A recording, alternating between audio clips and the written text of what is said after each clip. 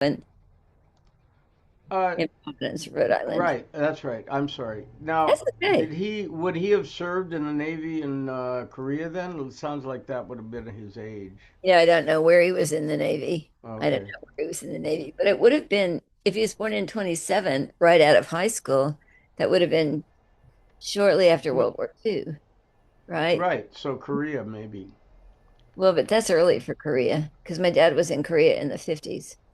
Well, he would have been in his early 20s or uh, Yeah, but if he well, was right out of high school, that would have been more like 1945 or six. right at Well, the end of because the war though. So he right, graduated from college in 1948. So I don't know how we can figure out to squeeze so many years in there from 17 to 8. Really? Yeah, I don't know. 48? He graduated in 48. Well, that's 21. But Yeah, how did he go to the I don't Navy know. too? I don't know. That I cannot tell you. And my source may be incorrect, but he did get his MA from the University of Rochester in 49. And then he embarked upon a long period of traveling. He had a full right to Paris, which sounds pretty wonderful. And he lived around Europe and also in the Near East or the Middle East for some years. He wrote a book about Iran, his only novel called Black Light. In 1960s, he returned to the United States. He joined CORE and he became a civil rights activist. He spent time in the South helping to register voters. He was briefly in jail. He writes about this in A Book of Nightmares and elsewhere. And he also spent time touring around the United States with several other poets, including, I believe, Robert Bly, Robert Mezzi, Philip Levine, giving readings in protest against the war in Vietnam. So Kinnell was, a pretty committed activist during the 60s. He was also writing poetry. His books include his first book, What a Kingdom It Was, came out in 1960, a book called Flower Herding on Mount Monadnock in 1964, Body Rags in 68. And Body Rags is one of the strongest books of poetry. It's got several of the poems that are his best known works, including The Bear. The Book of Nightmares came out in 1971. He said he'd been working on it for 4 years, and gradually finding out the shape it wanted to take, the order that it wanted to be in. He said, This is the book. He said this many times in his interviews. This is the book where I felt I could say anything. I Mm. could include all of experience that I wanted to experience for good and for ill, for the beautiful and the ugly, the traumatic, the very personal, the global, political. And then some more books follow. In 1982, his selected poems won the Pulitzer and was co-winner for the National Book Award in 1983. Shortly thereafter, he received a MacArthur Genius Grant. You guys know what those are? The MacArthur Foundation chooses people to give, like $800,000 to or $1 million to or whatever. And Canal received one of those. There's many other books, including The Past, which is 85, When One Has Lived a Long Time Alone, which is after his divorce, 1990, Imperfect Thirst, 1994, New Selected Poems, 2001, Strong Is Your Hold, 2006. He also did really important translating. He's got book length translations, sometimes in collaboration with others, of Francois Villon, the medieval French poet, Yves Bonnefoy, Yves Goll, and really important Rainer Maria Rilke, who was a major, major influence for his sensibility and his work. I recommend too, if you get interested in him, his book of responses, selections from interviews called Walking Down the Stairs is really interesting. Gives you kind of a feeling of both his kind of impersonality and his sense of authority, as he talks about his different experiences and his different works. So Cannell is really a major 20th/21st century American poet. He had a huge reputation. He drew huge audiences and has many other shorter, like lectures and introductions and so on that he did.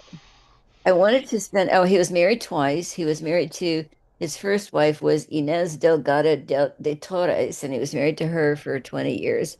had two children to whom the Book of Nightmares is dedicated, and they are named Maud and Fergus after Yeats, right? Maud Gunn and the great, Fergus Wandering Things. And his second wife, Bobby Bristol, he was very happy with her, and he died in 2014 of leukemia. One thing, the way I know Kinnell is, well, first of all, he used to come to Pomona College to give readings, but also he was co-founder with Sharon Olds of what used to be called the Squaw Valley Community of Poets Poetry Workshop. Now it's just called the Community of Poets Poetry Workshop after Gary Snyder and others pointed out that the word squaw is derogatory. And I just found out literally 1 minute before Zooming in here that I'm going to their workshop this summer. Yay! But you go for a week and you have to write a new poem every day. Um, and this is workshopped at 10 a.m. So it's pretty intensely exhausting and terrifying. But also, the leaders of the workshops have to write a new poem every day. So I can point to, like Galway Kinnell has a poem called Burning the Brush, which he wrote at spa over 2 days. He wrote the first half in one day, the second half the second day. Was published in the New Yorker, and it takes a full 2-page spread. Um, Bob Hass wrote a poem called Shame, an aria. And I love this story. He said after breakfast, he was riding up in the elevator picking his nose, and the door opened and somebody saw him. So he immediately wrote this amazing poem, Shame, an aria, which is in one of his books. It also is a long poem and, quite a lovely philosophical poem about the embarrassment of being caught with a body. Other people have written other just wonderful poems because they're so used to, like, they've got the wheels greased and they can just, turn it out. So, okay, What major what poet, what did you mean by caught with a body? the possible shame of having a body, Oh, having a body, of having a and body. not Oh, I like don't there mean was a caught with dead another body in body. the. I mean caught, like picking your nose, farting, Okay, having diarrhea, stuff like that. He's just writing about okay. the whole physicality of our existence, you know, and the way that this can trigger shame, you know, right? So, Cannell, one thing to say about him, like many of the 60s poets, he is engaged. He is politically engaged. He is also, his language is more, less formal than a lot of the 1950s, more academic poets. Um, he's, reaching for new ways to use language to incorporate a lot of experience of the senses. Cannell said at one point, the body makes love possible. And this is what his poetry is all about. The body makes love possible, you know. Um, and let's see, he's influenced by deep image poetry. He is sometimes himself a deep image poet, which is to say, using images that float up from the very recesses of one's being, from the unconscious. Sometimes his work veers into surrealism. He's a very physical poet. He's a poetry of great depth. He's a poet of death. He writes a lot about death. He says, we long for death, we fear death. All of our moments are shaped by the fact that we have to die. And this is what the Book of Nightmares is all about. Um, and I wanted to read you um, some from, because in the essays, he talks a lot about Rilke, and he talks a lot about the influence that Rilke had on his poetry, especially on the Book of Nightmares. So I wanted to read you some selections from Rilke's ninth Duino elegy. Rainer Maria Rilke, this great, great German poet, wrote the Duino elegies between 1912 and 1922. They were published in 1923. And this is kind of a long passage, but it really gives you a sense of what Kinnell is trying to do in his poetry. And it's gorgeous. Why, when we might have been laurel trees, a little darker than all the other greens, with tiny curves at the edge of every leaf, like the smiles of a wind, why then did we have to be made human, so that denying our destiny, we still long for it? Certainly not because happiness really exists, that quick gain of an approaching loss, not to experience wonder or to exercise the heart, the laurel tree could have done all that. But because just being here matters, because the things of this world, these passing things, seem to need us, to put themselves in our care somehow, us, the most passing of all, once for each, just once, once, and no more. And for us too, once, never again. And yet it seems that this, to have once existed, even if only once, to have been a part of this earth, can never be taken back. And so we keep going, trying to achieve it, trying to hold it in our simple hands, our already crowded eyes, our dumbfounded hearts, trying to become it. And yet, who do we plan to give it to? True, we'd rather keep it all ourselves forever, but into that other state, what can be taken across?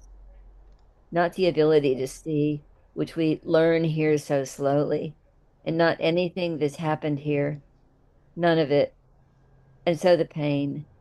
And so before everything else, the weariness, the long business of love, only the completely indescribable things.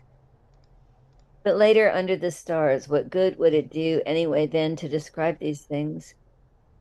The traveler doesn't bring back from the mountainside to the valley a handful of earth, which would explain nothing to anyone, but rather some acquired word, pure, a blue and yellow gentian.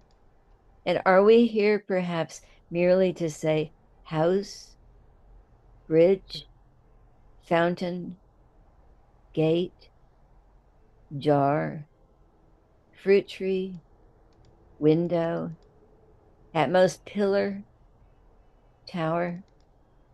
But to say them, you understand, to say them in such a way that even the things themselves never hope to exist so intensely. Isn't the sly earth's secret purpose when it urges two lovers on that all of creation should share in their shudder of ecstasy? A door sill, the simple way two lovers will wear down the sill of their door a little. They too, besides those who came before and those who will come after, gently.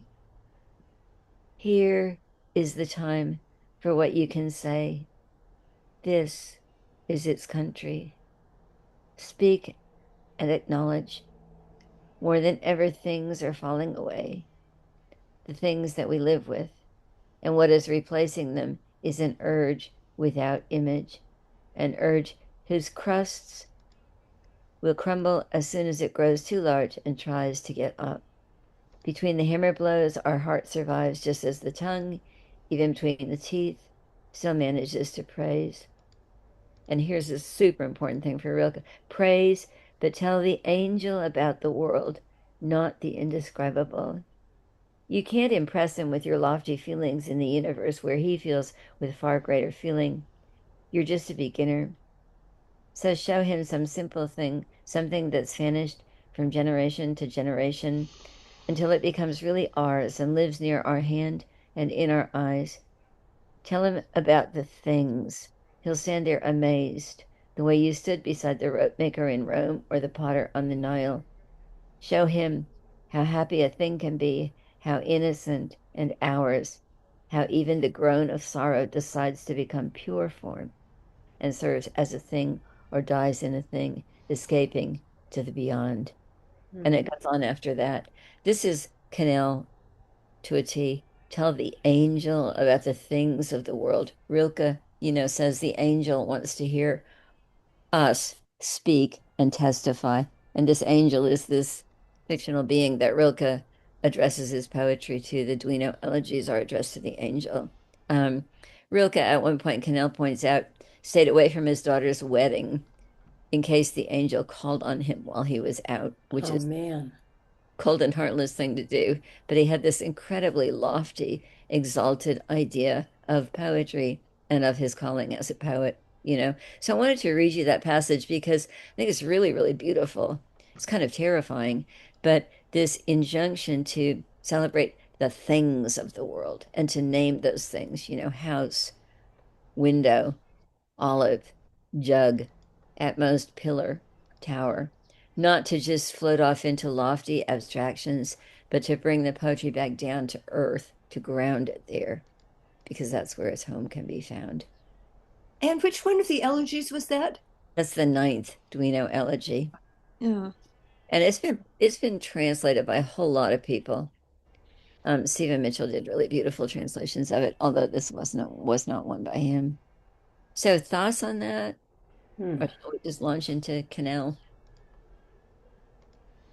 I mean, I think the Duino elegies are definitely worth reading.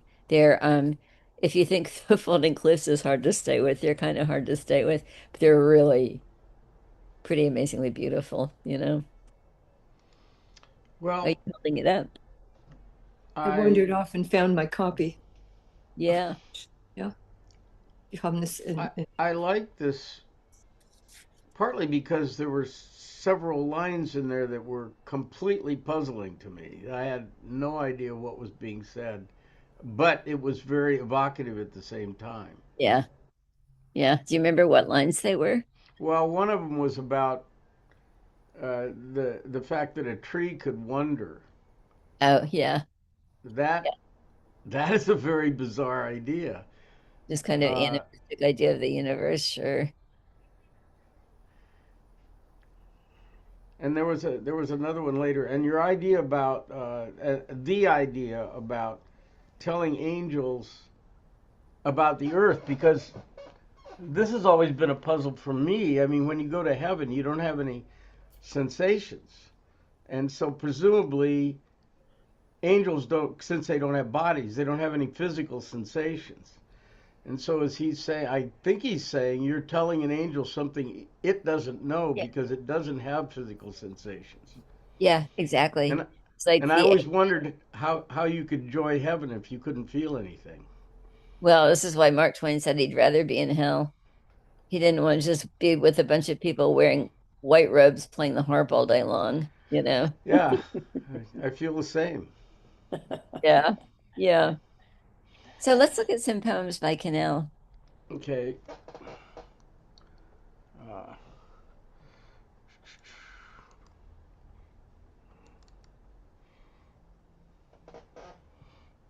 So the first one here is a poem from Kinnell's 1960s involvements with the Vietnam War protests.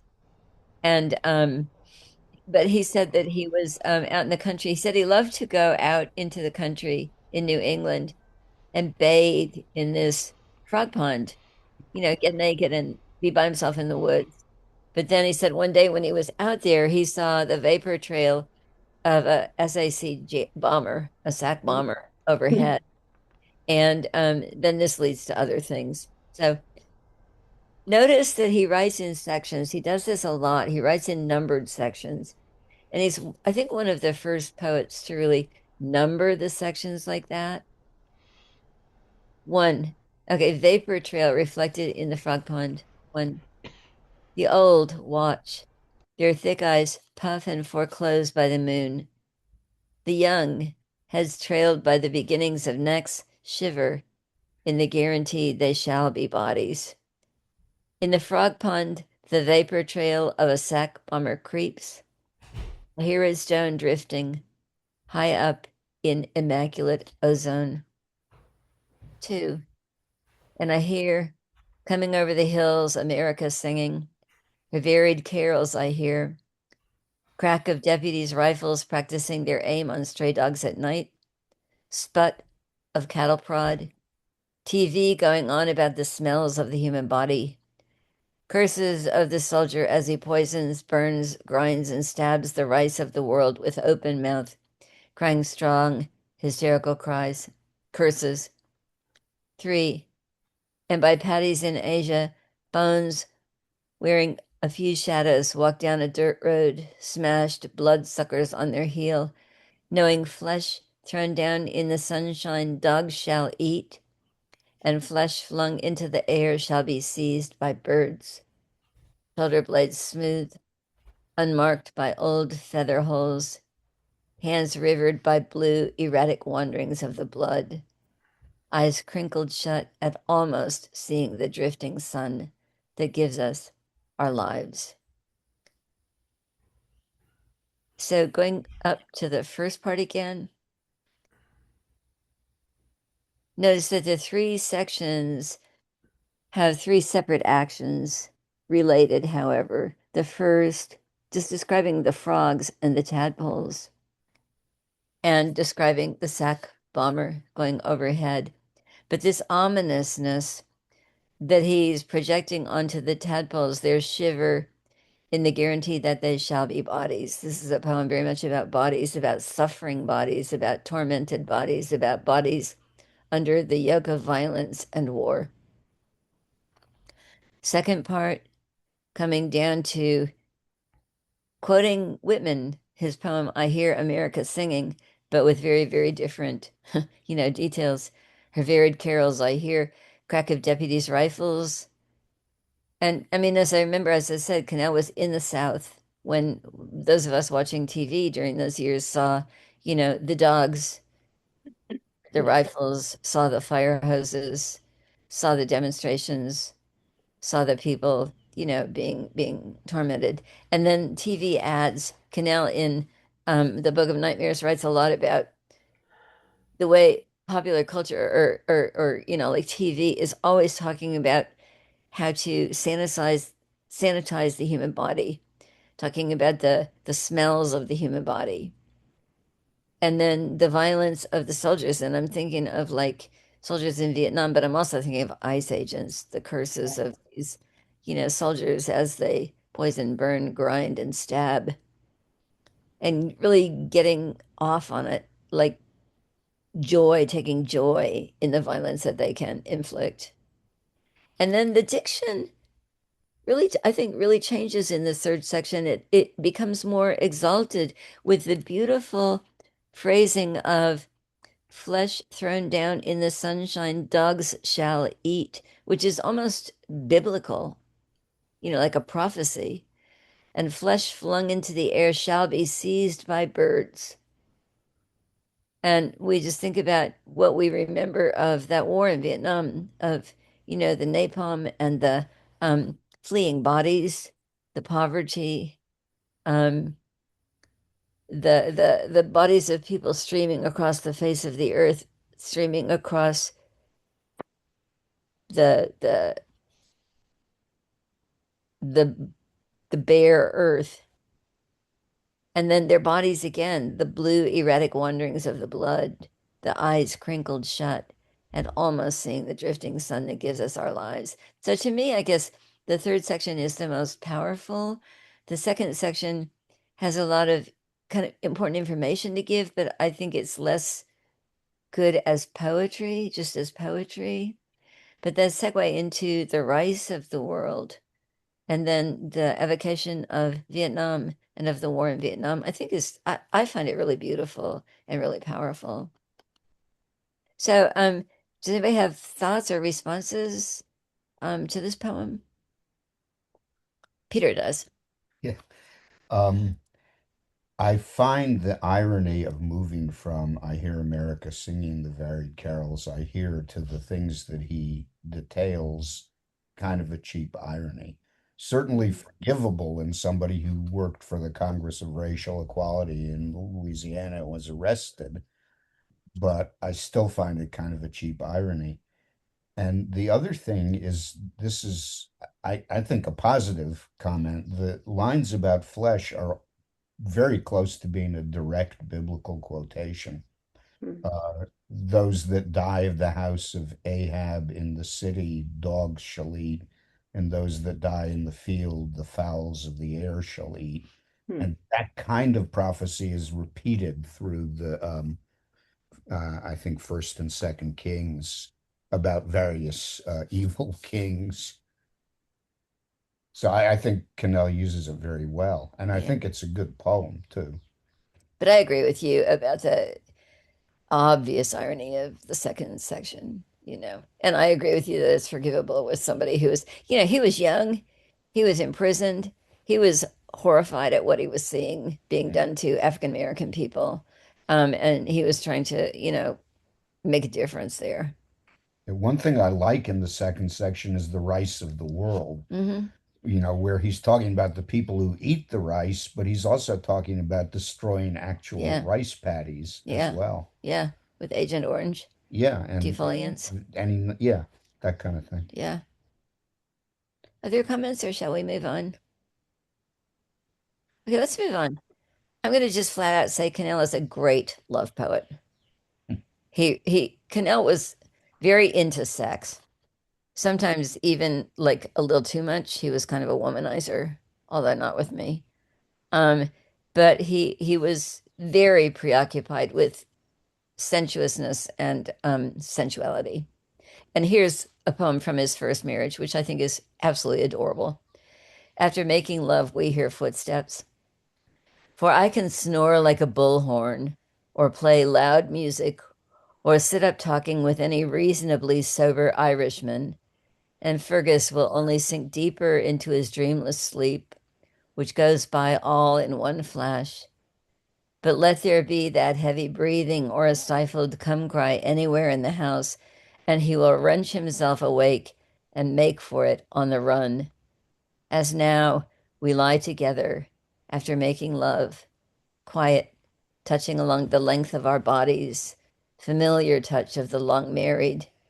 And he appears in his baseball pajamas, it happens, the neck opening so small he has to screw them on, and flops down between us and hugs us and snuggles himself to sleep, his face gleaming with satisfaction at being this very child. In the half darkness, we look at each other and smile and touch arms across this little, startlingly muscled body, this one whom habit of memory propels to the ground of his making. Sleeper, only the mortal sounds can sing awake. This blessing love gives again into our arms.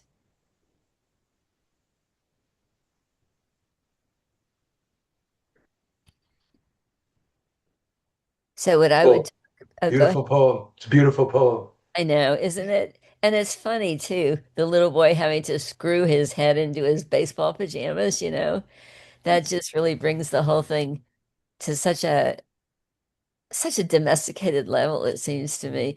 And but I mean, look at the way he can play with high diction and sort of middle level diction. For I can snore like a bullhorn.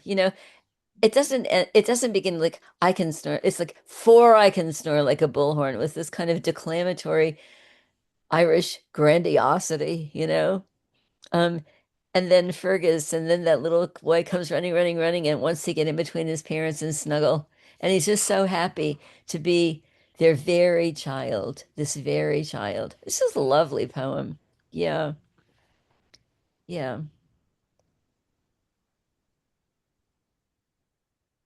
I would comment on the naturalness of his language, on the way he can vary line lengths from the shortness of "and smile" to the longness of "and flops down between us and hugs us and snuggles himself to sleep." That he can really keep this kind of fluid melody going, with very natural line breaks. Um, there's nothing affected about this poem. It's just seems very spontaneous, not labored over. Yeah.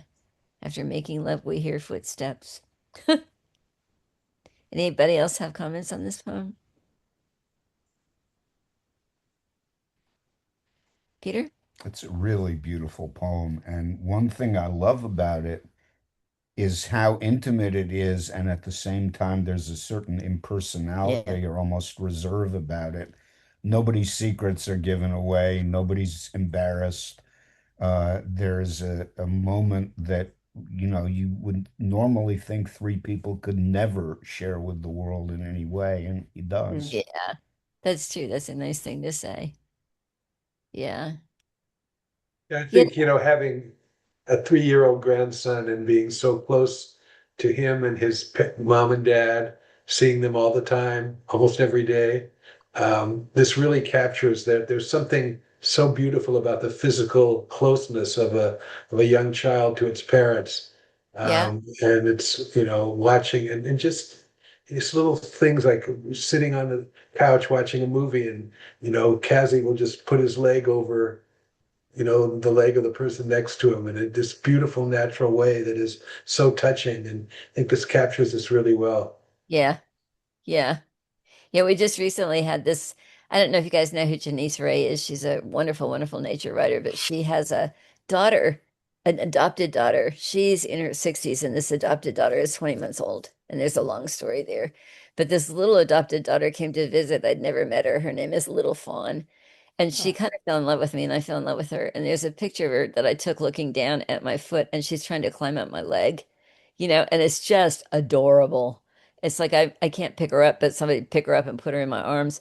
But she's just like, I can do it, I can do it, I can do it, just trying to climb up my leg. Yeah, this intimacy of the bodies, both the intimacy between the married couple, but then also the intimacy of mother, father, child, who can just sort of climb all over each other's bodies in this totally natural, physical love, right? I think is quite lovely, quite And beautiful. there's also something about the reminder that, he knows at some level that the child knows that he came from lovemaking Yeah, because the poem begins with, Fergus can sleep through me blabbing to a drunken Irishman. He can sleep through me snoring. yeah, But Yeah. as soon as we start, you know, something else, he's there. And exactly. that is just so sweet. Yeah, it's beautiful. It's just beautiful. It's lovely. And we're going to look now at the next one going down. This one. Okay, to change tone. So, one of the things that people do if they are struggling poets is teach long distance workshops. Now they are done online, but they used to be done through paper and envelopes, where people would send you poems and you would send them back the poems with comments. And Kinnell did this for a couple of years, and his poets were from all over the United States. I think this is a wonderful poem, and it's so sad. The correspondence school instructor says goodbye to his poetry students. Goodbye, Lady in Bangor, who sent me snapshots of yourself after definitely hinting you were beautiful. I have to interrupt. At one point, there was somebody, and I will not name her, there was somebody who sent an application to work at Pomona College, which included a picture of herself in a bathing suit. This is for real. This is for real. Okay, and start over again. Goodbye, correspondent. The correspondence school instructor says goodbye to his poetry students. Goodbye, lady in Bangor, who sent me snapshots of yourself after definitely hinting you were beautiful. Goodbye, Miami Beach urologist, who enclosed plain brown envelopes for the return of your very clinical sonnets. Goodbye, manufacturer of brassieres on the coast, whose eclogues give the fullest treatment in literature yet to the sagging breast motif. Goodbye, you in San Quentin, who wrote, Being German, my hero is Hitler, instead of sincerely yours, at the end of long, neat scripted letters extolling the pre Raphaelites. I swear to you, it was just my way of cheering myself up as I licked the stamped, self addressed envelopes. The game I had of trying to guess which one of you this time had poisoned his glue. Did not, I did care. I did read each poem entire. I did say everything I thought in the mildest words I knew. And now in this poem, or chopped prose, no better, I realized, than those troubled lines I kept sending back to you. I have to say I'm relieved it's over. At the end, I could feel only pity for that urge toward more life your poems kept smothering in words, the smell of which days later tingled in your nostrils as new God-given impulses to write. Goodbye, you who are for me the postmarks again of imaginary towns, Xenia, burnt cabins, Hornell. There's solitude given away in poems, only their loneliness kept. Let's go back to the beginning. So I mean, this is probably the funniest poem he ever wrote. And it's funny, but it's not funny. It just hurts your heart. And you realize that, people all over the country, which is still very much the case, fancy themselves poets, are now what they do is pay good money, pay lots of money for these online workshops. And, some of them write really good poetry, but some of them write terrible, terrible poetry. And then the other thing is you find out all kinds of people's secrets. I mean, you and San Quentin, who wrote Being German, My Hero is Hitler, instead of Sincerely Yours. And then the great follow-up to that at the end of long, neat scripted letters, you can just imagine the regularity of this, psychopath's cursive, extolling the pre-Raphaelites. This is like weirder than weird. And then the fantasy of imagining, okay, which one is going to kill me with the poison? Remember how we used to lick envelopes, the poison glue on the envelopes? And then the sublime comedy of like realizing that this urge to write sort of bubbles up in people, the God-given urge to write, and in a couple days they're going to be at it again, But then the sadness, the kind of beautiful sadness of the very end. Let's scroll down. I can't scroll down. Goodbye, you who are for me the postmarks again of imaginary towns, these real places where people live, lost in the middle of nowhere, giving away their solitude, which is something that he would feel they should guard with their lives, but not able to give away their loneliness, which is something that he would wish they could give away, Hmm. but they can't, you know? Is that I like that what? line. The urge toward more life your poems kept smothering in words. I think that's great. I know. Yeah. Yeah, Is that what I the think they're the great three lines, but also that is the point at which the tone begins to change so that the last four lines are prepared for, yeah, because there really is an urge to more life, and you really can smother it in words as well as express it in words. yeah. And it really is a God-given impulse, no matter how you can smother it and squash it, but he would consider that that was that's a holy impulse, and that these people are experiencing that impulse, but they can't do it, you know? they don't have the talent? I Yeah. uh, This really reminds me of songwriting and some kind of. There's two things. One is first of all, I ran a business for 40 years, and what I did was copy demos for people so that they could take them to LA and get humiliated. And uh,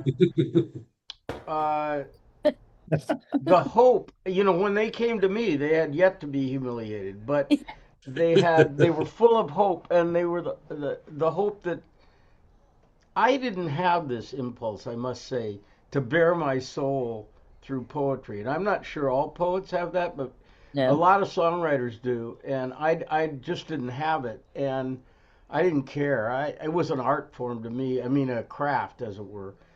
And uh, that is very common. And now, the second thing I wanted to say is now there's this thing called Suno. I don't know if you know about this, but if you're an aspiring songwriter, it used to be that suppose you wrote a poem and you wanted to put it to music and have somebody sing it. There were businesses that would do this for you. You could hire somebody to compose the song, the lyrics, or I mean the music, and get the musicians and record it for you. But it wasn't cheap, of course, because you had to hire musicians and record it. But now you could go to something called Suno, and there's more than that. And you could just upload your poem and say, listen, I want this to be uh, a rap song, or I want it to be a country song, up Wow. tempo, and I want this instrumentation, Oh, and in a couple of minutes they'll pump it out for you, and it'll be better than anything you could afford to do because the musicians are flawless, and well, they're not musicians, they're robots, uh, and so now I think the poor record companies are just going to, and the internet is going to be flooded with amateur songwriters that before were prevented from doing this because of the threshold they had to get over spending the money and having a session produced. And now they're just, but they have this urge. That's what I want. That's the relative thing here. They have this urge. They have to really, they want to get that out there and express themselves. Yeah. And do you think that is the impetus? That is the inspiration of poets that they want to bare their soul and share it with other people. What is it? How would you explain it? Well, poets bare their souls to all different degrees. That's one thing. But they want to. So J.R. Manley Hopkins, who's a poet I really love, has this line in one of his sonnets, crying, "What I do is me, for that I came." You know? And it's like, that's why poets write. What I do is me, for that I came. It's not necessary to bare your soul in telling all the gory details of your misdeeds and so on, but it's to express yourself. It's to express the fact, here you are on earth, this one and only time. As Rilke says, for once, briefly, once only, tell the angel what it's like to be you. The thing is that there was this cliche in country music that you had to live it in order to write it. I don't know if I've told you this before, but and there was this colloquium online one time, and they had Willie Nelson, Waylon Jennings, and a bunch of songwriters, Vince Gill, and talking about songwriting, and they all said that you have to live it in order to write it. And Vince Gill said, yeah, and they were all it was all hard scrabble Yeah. stories about, Yeah. coming up in a rough situation and having an alcoholic father and, all this kind of stuff and be struggling with drink yourself. And then Vince Gill says, well, I don't know. And he's a great songwriter. He says, well, I don't know. I had nice parents and I had a nice upbringing and I didn't really struggle with drug abuse or anything. And yet Yeah. he's a great songwriter. So what do you make of that, Anne? I think you have to live it to write it is total honky. I think that's ridiculous. And look, you have to be able to have some kind of deep connection, imaginative or real, with your material. But it's like, there are certain people who say men can't write women. If you're not a woman, you can't write about women. And well, yeah, like look at Anna Karenina. Um, but at the same time, it's a useful thing to think about because there are writers who assume that they can just write about any old thing they want to write about without knowing much about it at all beyond Wikipedia, you know? And that leads to all kinds of very bad mistakes and poor art. And I think egregious stepping on other people's toes. So I think that you don't have to live it to write about it. Um, but you do have to find a way into the material that is authentic and that comes from a deep place in yourself, not just something that you're kind of externally flapping on, you know? Does that But make it sense? doesn't have to be biographical in that sense. You can create a completely fictional thing that has nothing to do with you. What percentage of your writing do you think is personally biographical, and what is just a creation? Let Peter answer that. What do you think? What he's going to judge you, or He's he's read going it to all. ask? I think it's a He's read very it all. hard question to answer. Thomas Wolfe said all serious work in fiction is autobiographical, and I think there is some truth to that. But Homer was not telling you about his own life, no matter how you look at it. He was giving you feelings which presumably he had, but he was very impersonal in his approach to his material. And I think poets can exist along that spectrum. I think since the English romantics and to some extent the German and French romantics, it has been hard for poets to be other than personal.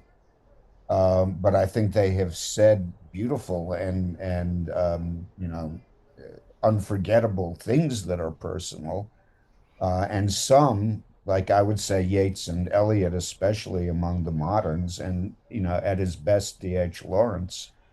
have managed to reach an impersonal level, even though the romantic influence is obviously there.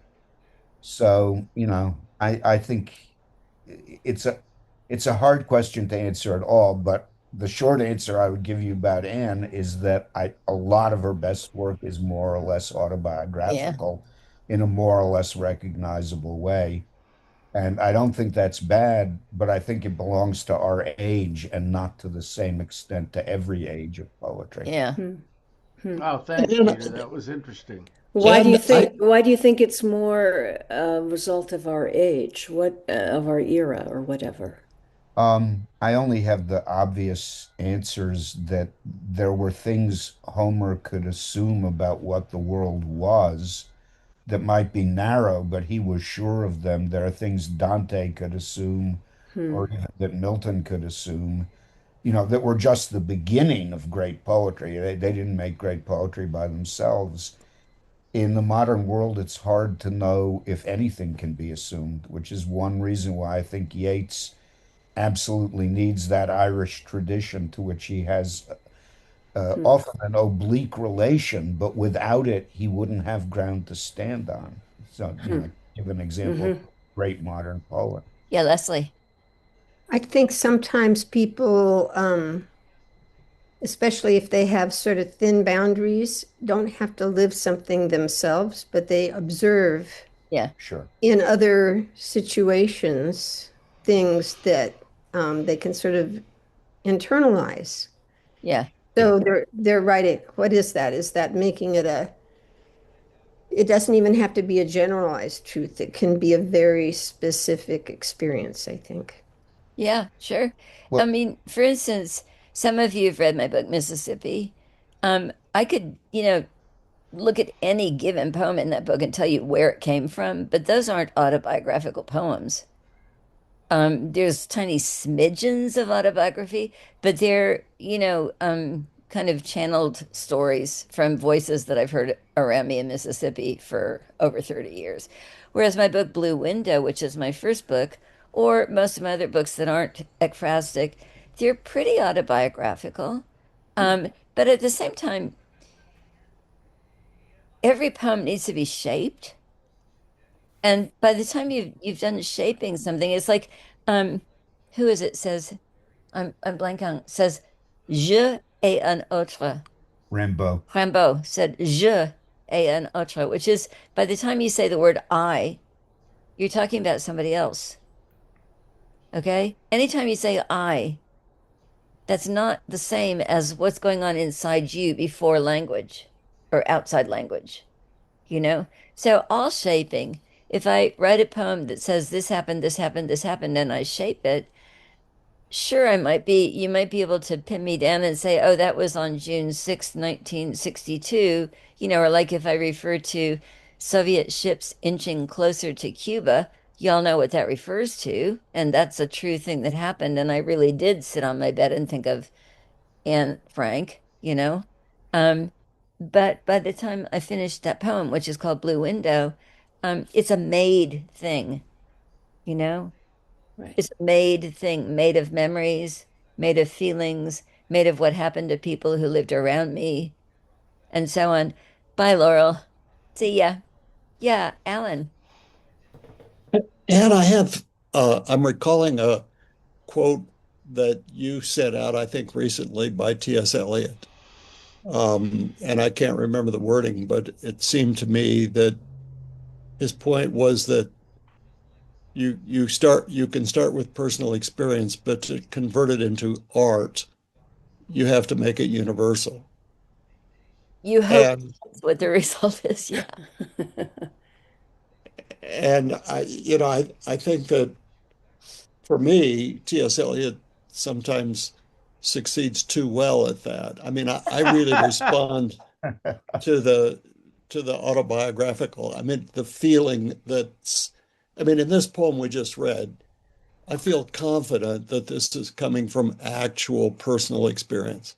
Yeah, oh, yeah. And and that has a real appeal to me, Yeah. rather than someone imagining a situation and writing about it to sort of universalize the Right. feeling. I, Yeah, Well, but but on the other hand, rather than, as Peter noticed, and he mentioned Dante, who probably hasn't been to hell, and Homer, who probably didn't fight in the Trojan War, and those guys are not exactly lightweights. No, Yeah. sure. well, I was just thinking about the poem too, like based on what Alan said, because it is funny and it starts out, I mean, it's very funny. But it seems to me that the bridge is compassion because he ends the poem with, really understanding not just the urge to write, not only the urge to write, but also these people are lonely Yeah, exactly. and they're trying to express it and they're not maybe doing it in the most beautiful way, but there's genuine compassion in those last four lines. And I think, some of the grand writers that you just mentioned, Tony, and you're reading some of that stuff, especially when you're younger in college and you have to read it and you think, what are they talking about? And then there's a moment when it hits you because some kind of emotional bridge. I mean, in this poem, it was compassion, but there's other things poets use to kind of make their little experience more Yeah, accessible to the reader. And that's what I loved about this poem. Because yeah. if it didn't have the part at the end, it'd be kind of nasty and It mean. would be. It'd be mean. It'd be making fun of people, Mm-hmm, you know. but it But I doesn't mean, come across he's that way. honest about like how exhausting it is to have to deal with other people's poetry, Yeah. and God knows it's exhausting. But at the same time, you, Well, you, you have to do that, Anne. I do. It's true. I mean, like for instance, I'm teaching at Parchman again, and I was there yesterday, and there's a couple of people they did in-class writing, and a few people read stuff that you actually really thought was good, including the three MFA poets who went with me because they want to volunteer for it. And then there's some who like what they write is it's not good, but you clap at the end of each one because Lord knows you need to encourage these guys to write. And that's a beginning place. And the fact that they even come to the class and stand up and read something is like already this huge step toward being able to grow. And then there was this one guy who he brought this thing with him and he read it and it was amazing. And then he left. He had already said, I don't like to talk to people. I'm not social. I just write all the time. So he's like, so I'm leaving. I don't feel well. And I'm like, are you coming back? He goes, I don't know. I hope he Hmm. will. Hmm. But it's like, yeah, this compassion is what's got to drive it, as well as being able to honestly say, thank goodness I don't have to deal with bad stuff all the time, you know? Yeah, the other thing I think is kind of an impulse behind almost all art is a hope of immortality, of Yeah, being able to put your feelings and emotions into some form that has the potential to outlive you. yeah, I never absolutely. gave that a thought. I wasn't finding the ending to be that compassionate. In fact, I No. was just writing down, I felt like he was being pretty smug about this whole thing because because you're saying you who are a postmark of an imaginary town Yeah. is you're not a person. You're just, I never even connected to the place you were Hmm. as a real place. You're an imaginary town. And it's almost a blaming. It's not the person's solitude given away, it's the town's solitude given away to me. And so when I was reading this, try teaching class after class of high school students, of adolescents who are just pouring their hearts out, Yeah. often not with a lot of tools to work with in terms of words, and you're trying to encourage them that way.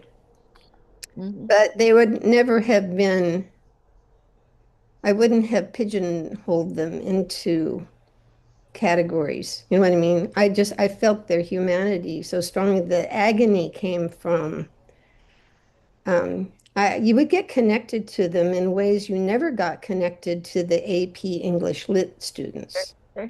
ever. Absolutely. Because Absolutely. You got to know them and you knew they were often really writing out of a strong impulse to put some kind of a pain into a form that they could deal with and to sort of saying, I am here, to vindicate themselves and their existence. So I don't know, this seemed um, he seemed a little bit too flippant about these people, and I Yeah. found it sort of smug.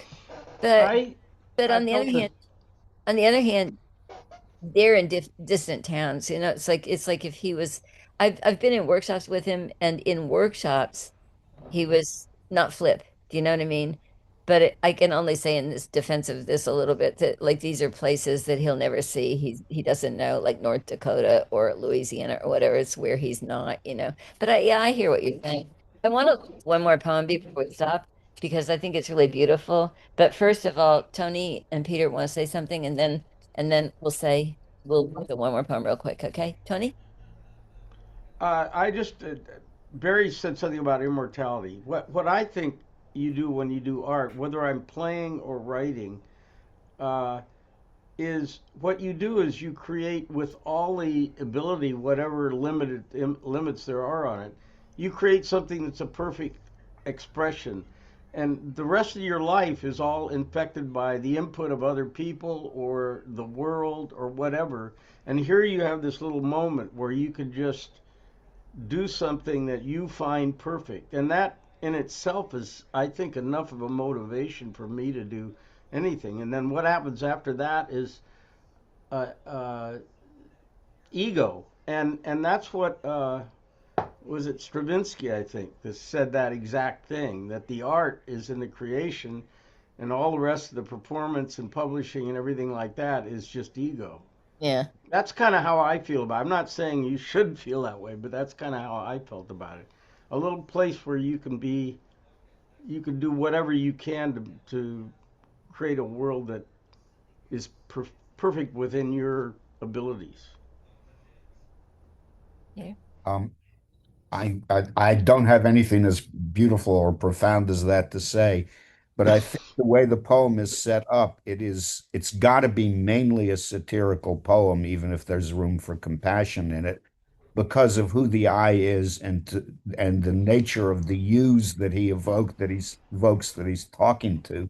So I like the poem, but I do agree with Leslie to the extent that if I think of even a relatively simple song like the Beatles' Eleanor Rigby, it goes so much deeper Sure. into human loneliness than the end of this poem does. And that's partly because there's no I in it and there's no you in it, Hmm. although there Hmm. are specific people. Hmm. Yeah, it's true. So let's scroll down to one more. St. Francis and Thou. Oh, keep going, keep going. Okay, I love this poem. So you were talking about do we have to write autobiographically? This isn't autobiographical, but it's really beautiful. It's a blessing. St. Francis and the Sow. The bud stands for all things, even for those things that don't flower. For everything flowers from within of self blessing. Though sometimes it is necessary to reteach a thing its loveliness, to put a hand on its brow of the flower and retell it in words and in touch, it is lovely, until it flowers again from within of self blessing.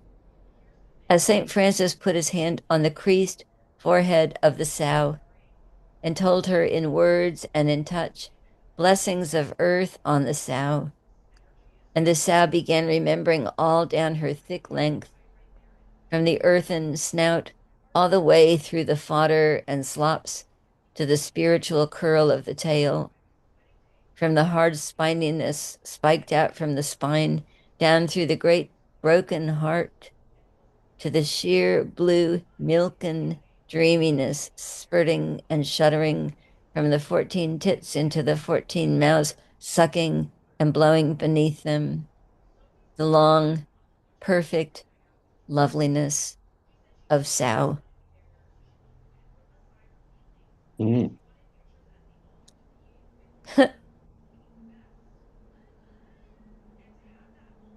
So let's go away from screen sharing for just a minute. Although probably we can see everybody. There we go. So thank you for being here for day one of Galway Kinnell.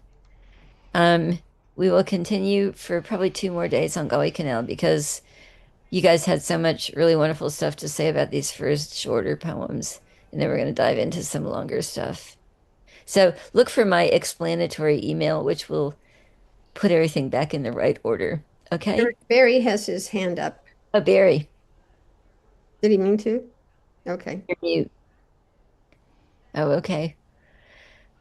Have a good couple. What's today? Thursday. Is it? Yeah, today. Have a good few days. I'll see you guys. Bye. Thank you Okay. so much. Thank Bye, you. Bye. everybody. Bye, Leslie.